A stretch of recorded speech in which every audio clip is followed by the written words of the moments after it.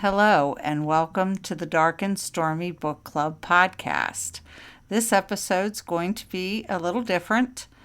We are taking a break from our normal recordings because our beloved Anne has lost her husband. He has been ill for a while. So we need to give her time to grieve and regroup.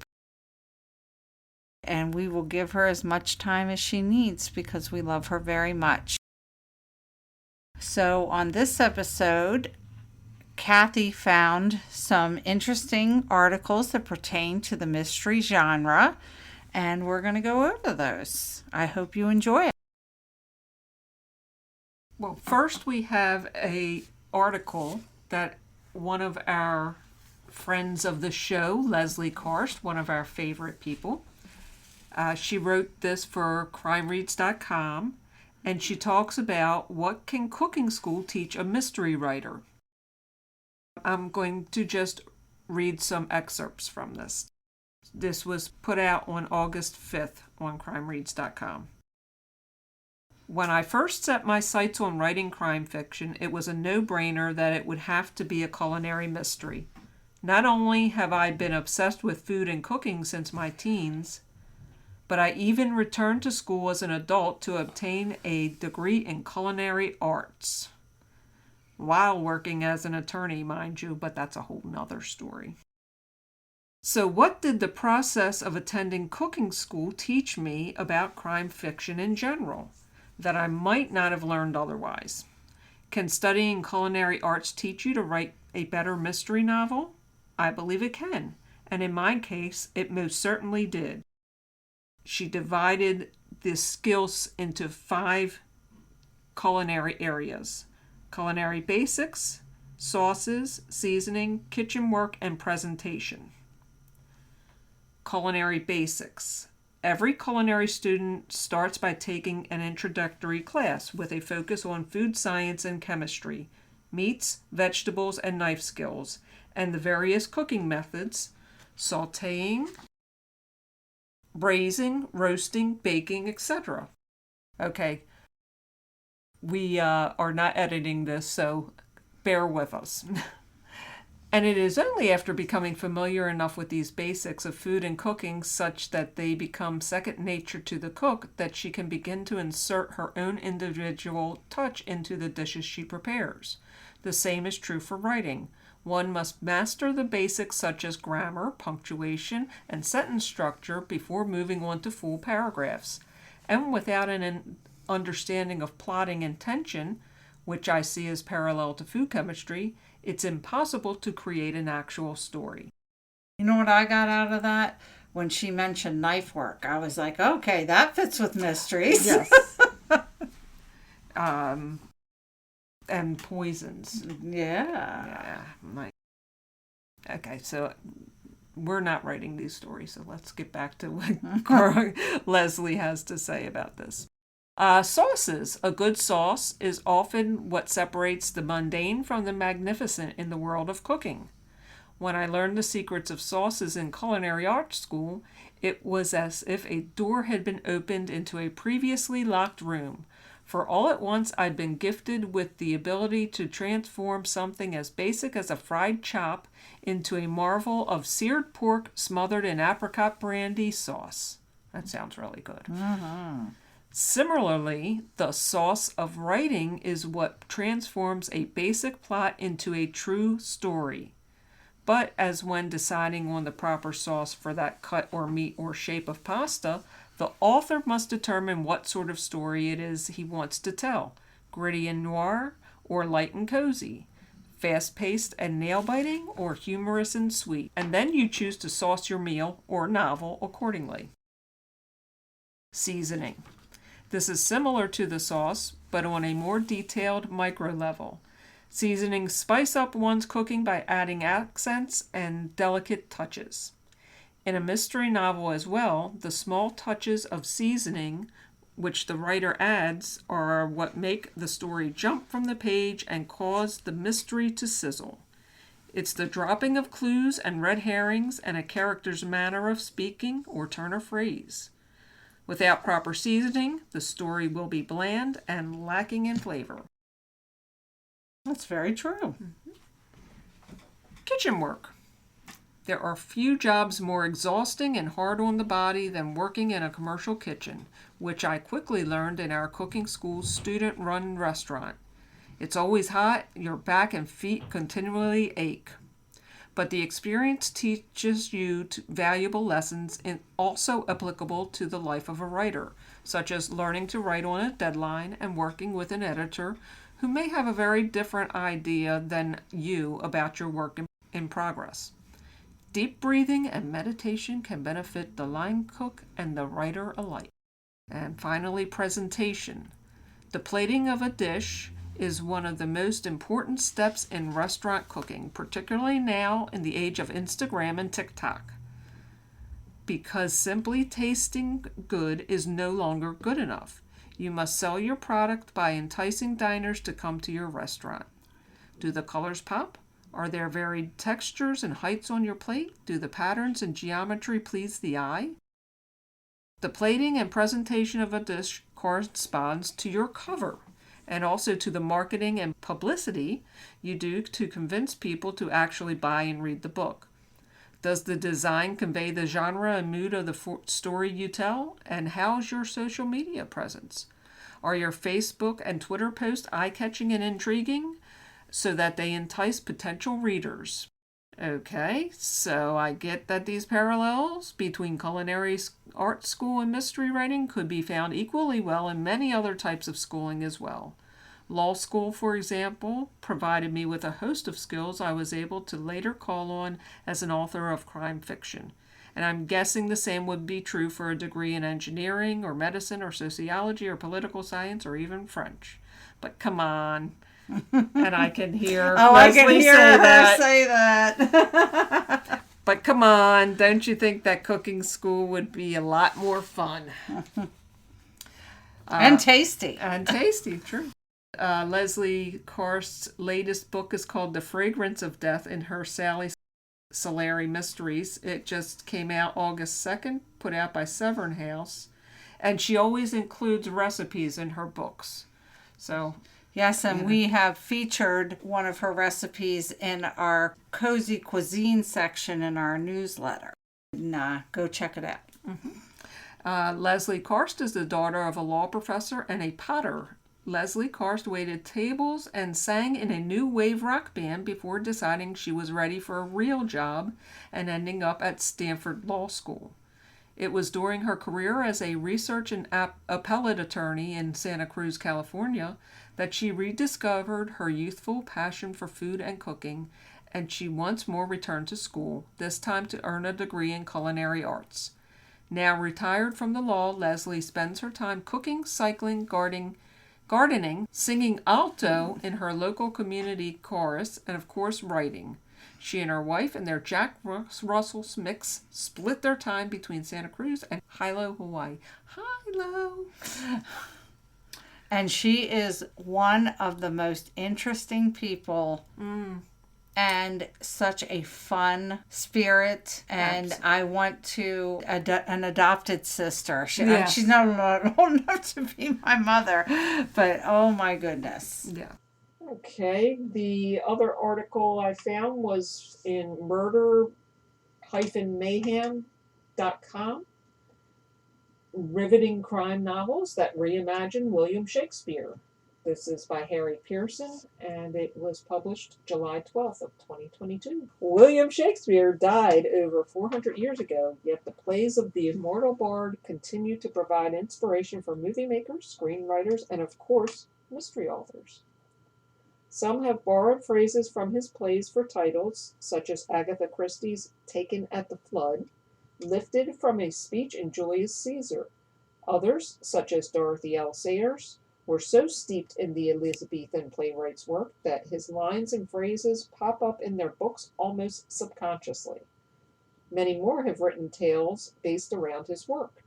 Here are a few of the best. Light Thickens by Ngaio Marsh. New Zealand's Queen of Crime, Ngaio Marsh, shared a birthday with Shakespeare. Oh, I don't know when that is, though. I don't either. Okay. She shared a birthday with Shakespeare along with his passion for theater. Light Thickens is the 32nd and final mystery featuring her cultured and intelligent detective Roderick Elaine, I'm going to say, because I'm not sure, and sees him returning to the Dolphin Theatre, where a production of Macbeth has ended with murder most foul, the actor playing the title role having literally lost his head during the rehearsal of the climactic fight scene with Macduff. Marsh had directed a production of the Scots play in New Zealand, and her book is as gory and dramatic as the play at its center and peppered with Shakespearean and theatrical lore. Josephine Tay wrote The Daughter of Time. This one we read for book club. Was King Richard III really a cunning and murderous sociopath who killed two young princes to tighten his grip on power? Or was Shakespeare's play about the 15th century monarch simply the propaganda of his victorious enemies, the Tudors? That's the question bedridden Scotland Yard detective Alan Grant sets out to answer in Josephine Tay's justly celebrated 1951 mystery. With the help of a glamorous London stage actress and a sharp-witted American researcher at the British Museum, Grant reaches back in time to the 1480s and digs up the facts that lie buried beneath 5 centuries of misinformation, much of it originating from the playwright from Stratford-upon-Avon. And by the by, April 23rd is Shakespeare's birthday. Thank you very much. Next up is Hamlet Revenge by Michael Innes. The pseudonym of Oxford University professor J.I.M. Stewart, Innes is one of the forgotten figures from England's golden age of crime writing. He's definitely worthy of rediscovery for novels like this one from 1937, featuring his academic sleuth, Sir John Appleby, a Scotland Yard chief inspector with a passion for literature.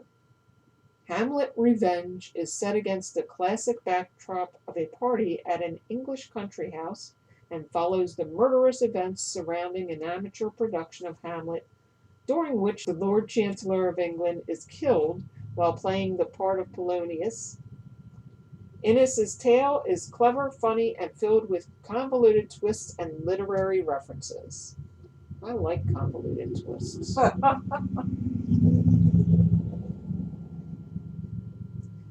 Well, that's the motorcycle going out by outside the front window here. Next up is The Quality of Mercy, and I am probably going to butcher the name of this author, so I apologize in advance. It looks like Katayun Medhat.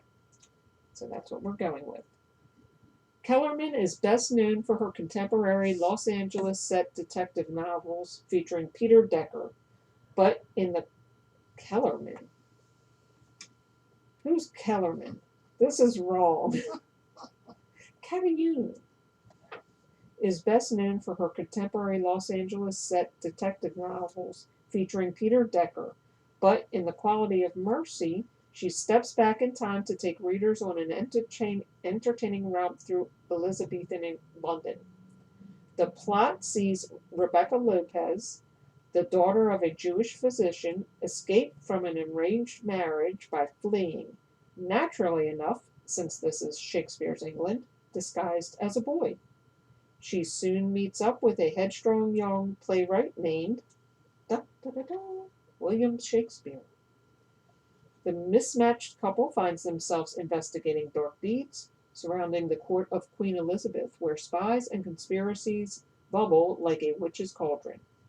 There are twists and turns aplenty, and enough romantic spark between the pair to suggest that Rebecca might just be the mysterious dark lady. of Shakespeare's love sonnets. Oh. Okay, and next up is Macbeth by Jo Nesbø. And I read this book and it is so good. The king of Scandi Noir takes the Scots play and transplants the medieval Macbeth, Thane of Cawdor, to a grim and lawless modern city in northern Europe, turning him from an ambitious nobleman to local SWAT unit. Young Nesbo's Macbeth still has a thing for daggers, and his ambitious and likely murderous gaze firmly fixed on the role of Chief Commissioner of Police. Stir in a flame-haired femme fatale, 3 drug-dealing biker girls, spectral hallucinations, and a whole lot of foul and filthy weather, and you have the makings of a modern crime masterpiece. I can't agree with that more. That was really, really good. Something Rotten by Alan Gratz is set in the town of Denmark, Tennessee, where a paper factory is polluting the Copenhagen River. Something Rotten features high school junior turned sleuth Horatio Wilkes, who finds himself investigating the poisoning of his friend Hamilton's father. Was it murder? And if so, could Hamilton's Uncle Claude be responsible? Gratz's novel offers a hard-boiled, Chandler-esque take on Hamlet that, with its style and setting, calls to mind the 2005 Joseph Gordon-Levitt movie Brick. Like its sequel Something Wicked, which does a similar job on Macbeth, Something Rotten is aimed at young adults, but there's enough wit and intrigue to draw in grown-ups too. Interred with Their Bones by Jennifer Lee Carroll. I've read this. It is excellent. Okay. Very good. Carroll's novels, featuring the theatrical director turned detective Kate Stanley, are based around Shakespeare's plays. In this, the first in the series, Stanley finds herself at London's Globe Theatre directing a production of Hamlet. On opening night, Stanley's mentor, Harvard professor Roz Howard, presents her with a mysterious box. Shortly afterward, Howard is found murdered in exactly the same way as Hamlet's father. Poison poured into his ear. And the globe itself is in flames. Soon the bodies are piling up, all killed using Shakespearean methods, and Kate is piecing together the clues in the box, which lead her to some startling discoveries about the bard himself. And the second book in that series is called Haunt Me Still. And it is Kate finds herself back directing another Shakespeare play, this time Macbeth. Okay. Well, the last book on this list is called Foul Deeds by Linda Moore. Canadian theater director Moore conjures up a dramatic tempest in her first novel featuring Halifax, Nova Scotia criminologist Rosalind. Roz is taking part in an amateur production of Hamlet when Peter King, a leading environmental lawyer, is found poisoned. King's son immediately calls foul play, and soon Rosalind and her grumpy employer, P.I. McBride, find themselves wading knee-deep through a conspiracy of murder, lies, and deceit that would make Shakespeare King Claudius blush with shame. So there you have it. Apparently Macbeth and Hamlet are like the most popular of Shakespeare's plays to... Well, because it'd be a little hard to turn a love sonnet into... But there are so many other plays. Yeah. So in all those books, you have lots to choose from if you're a big Shakespeare buff. Or you can always go on the lighter side and check out Leslie Karst, because her books are delightful. Delightful and delicious. And Leslie has a surprise coming out soon with a book about her time with Ruth Bader Ginsburg. It's when she cooked her dinner. It's going to be amazing. I can't wait to read it. It's like a memoir. She said that sounds really, really interesting. Yes. Well, I would ask you to please send Anne your good thoughts and vibes. She could really use it right about now. We will continue to do things like this until she's ready to jump back into the seat, and we hope you are reading lots of good books, and we'd love to hear from you and find out what you're reading. Please be patient with us and just hang in there with us while we get past this difficult time. Yeah. And check out our website. Go to darkstormybc.com and you can find all of our episodes there.